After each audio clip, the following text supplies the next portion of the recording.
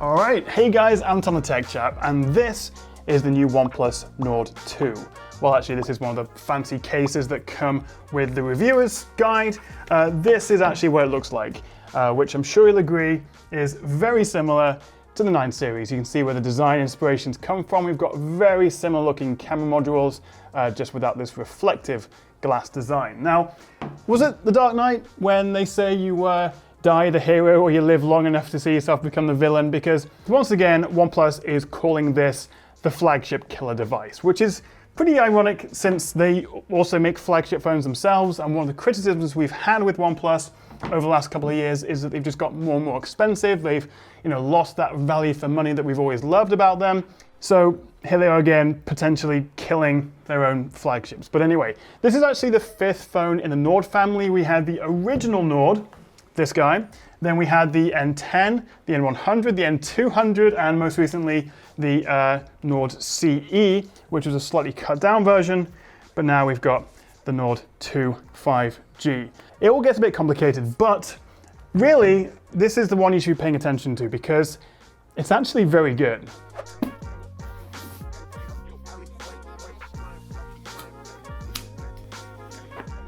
So in the box, we get the usual gubbins of, well, the phone, a protective case, some paperwork. Also this 65-watt charger, it's the Warp Charge 65, and also a USB-C to USB-A red charging cable, which you'll need because this doesn't support any kind of wireless charging, unfortunately. Design-wise, it's a pretty standard affair. It kind of looks like the Nord and the OnePlus 9 had a baby, but I am pleased to see that we do have the alert slider because we actually lost that on the Nord CE for some reason. We do also get stereo speakers and this little hole punch corner cut out for the selfie camera in the screen.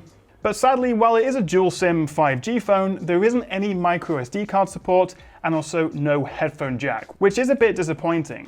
And finally, we get a in-screen fingerprint reader, but you can also use the selfie camera for face unlocking. So far, so good then, but what makes this really stand out? Well, there's a couple of things. Firstly, the price. This will cost you 400 quid, which is about 20 or 30 more than the original Nord, so it's a little bit more expensive.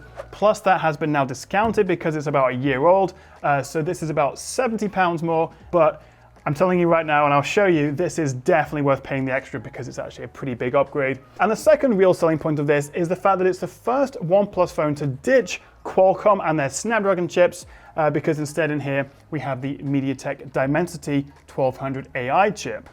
And you know what? It was 100% the right decision because this chip and this phone is significantly faster than both the original Nord and the Nord CE, and it's almost as fast as something like the Poco F3 with a Snapdragon 870. And it's particularly in the graphics department that we're seeing the biggest uptick in performance.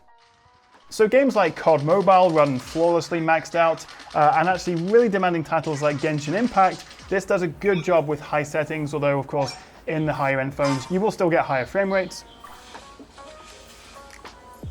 So in terms of specs, the headline really is that new MediaTek chip that performs surprisingly well, and that can be paired with 6, 8 or 12 gigs of RAM and 128 or 256 gigs of storage. So in terms of raw horsepower, it's a massive step up over the original Nord, but what hasn't really changed is this display. And we're getting a similar sized 6.43-inch Full HD Plus 90Hz AMOLED, which is still a great screen, although maybe a bump up to 120Hz would have been nice. It's a flat screen, there's no curved edges, the hole punch is reasonably small, and overall I think it's just a really comfortable sized phone. Now before we get to this camera, which I can't wait to show you, one of my favorite features of the Nord 2, and in fact any OnePlus phone really, is the software. This is running Oxygen OS 11.3 on top of Android 11, and as we've come to expect from these OnePlus phones, it is incredibly slick and fast and lovely to use. I know there's lots of controversy about their merging with Oppo and maybe Color OS sort of subsuming Oxygen OS, but even if that happens, it's not going to be for a few years. And OnePlus are promising 2 years of Android updates and 3 years of security updates with this. There's tons of personalization, and actually one of my favorite things to do is remove the text for the apps, which you can also change the icons for. So actually you can have a really clean, unique looking screen. But what about this camera? Well, It's pretty interesting actually because they're using the same main sensor in here as they used in the ultra-wide on the 9 Pro, the Sony IMX766. It's a 50 megapixel main lens along with an 8 megapixel ultra-wide and finally a 2 megapixel monochrome lens. So I've had the Nord 2 in my pocket for a few days now and I took it into my local town. It's England's smallest city, it's called Wells, and it's a beautiful place. I actually just moved here. But as you can see, in good light, the Nord 2 takes some terrific shots actually, but you can't really get an idea of how good this is or even how bad it is without a bit of context. So to help, let's bring in the original OnePlus Nord and also the OnePlus 9 Pro, so OnePlus's flagship phone. And straight away, in good light at least, there isn't that much between them. The Nord 2 in the middle seems to have raised the shadows a little bit, so it's a touch brighter, which is a similar story with my lovely wife Sarah here, who is very kindly waiting for me to take 3 photos at the same time. I do think the 9 Pro on the right comes out on top in terms of overall quality, dynamic range, colors, but the difference between the Nord and the Nord 2 is quite stark. But this is where things get really interesting. And by the way, Thatchers, if you're watching, definitely open to sponsorships. But just look at the white balance. The original Nord and the 9 Pro look very similar actually, despite the Hasselblad color science on the 9 Pro. The Nord 2 looks a lot more realistic and natural. So while the Nord 2 and the 9 Pro kind of trade blows, the original Nord on the left is definitely lagging behind. There's a lot less detail in the darker areas, it's very contrasty, not the most pleasing image. Actually, you can see behind the petals, there's a lot more information and more detail in the Nord 2 and to some extent the 9 Pro shot. But also just look at the texture on the table. There's significantly more detail. The original Nord is just a kind of smooth mess. Let's move on to some low light shots, and these are all taken with their respective nightscape modes. This is actually my current setup, which I've moved down to my dining room because it's so bloody hot upstairs right now. We're in a bit of a heat wave here in the UK. But just look at how dark the original Nord is. We're losing so much detail. With this one, I think the 9 Pro has taken the best shot, but again, the white balance on the Nord 2 is actually a lot more realistic. Those colors are much more true to life. So it's definitely in lower light and nighttime shots that we see the most appreciable difference going up to the higher end flagship phones. But the Nord 2 throughout does a really good job, and it is a massive step up over the original Nord.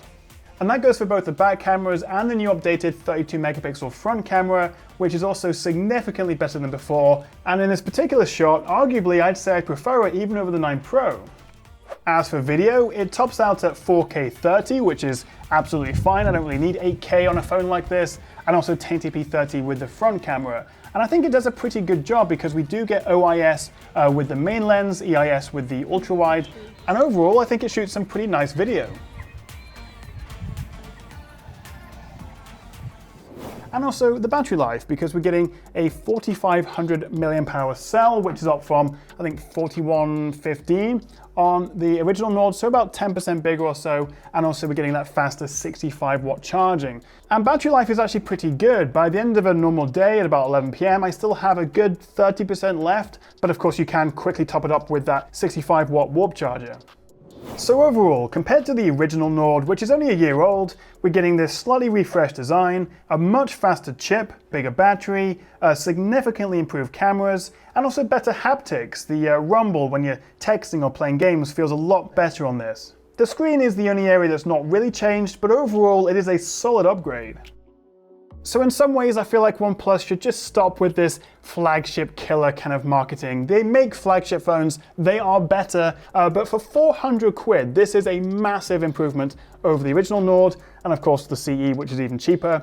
I think the closest competition to this would be the Poco F3, and actually it probably is a better buy. This is about £100 cheaper now because it's been out for a few months. We also get a 120Hz screen and a more powerful Snapdragon 870, so it's faster, cheaper, smoother screen, sort of comparable cameras. So really it depends if you want to go with Team OnePlus or Team Xiaomi, well, Poco. But also there are a few other issues I do have with the Nord 2. For example, there is no headphone jack, there's no micro SD, and also there's no wireless charging, there's no official IP rating, and also we're not getting any kind of Gorilla Glass on here.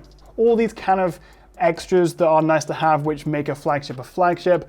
So there may be still some argument to pay the extra £200 or so and go for the OnePlus 9, which also gets you a telephoto lens and that faster chip. So I think for the money, this is actually really good value, and I would probably recommend the Nord 2, but it's not a flagship killer. So yeah, what do you reckon? 400 quid? Would you be tempted to buy the Nord 2? Or maybe the Poco F3, or none of the above? Let me know what you make of this in the comments below. And if you did enjoy the video, a cheeky little like and subscribe would be very much appreciated, especially now because I am sweltering. I'm trying to hide the sweat stains on my shirt and wipe my forehead constantly because it's like 30 degrees Celsius. And I am in my sort of dining room because it is so hot upstairs. So I've battled through for you guys to bring you this review, and hopefully you enjoyed it. Thank you so much for watching, guys, and I'll catch you next time right here on the Tech Chat.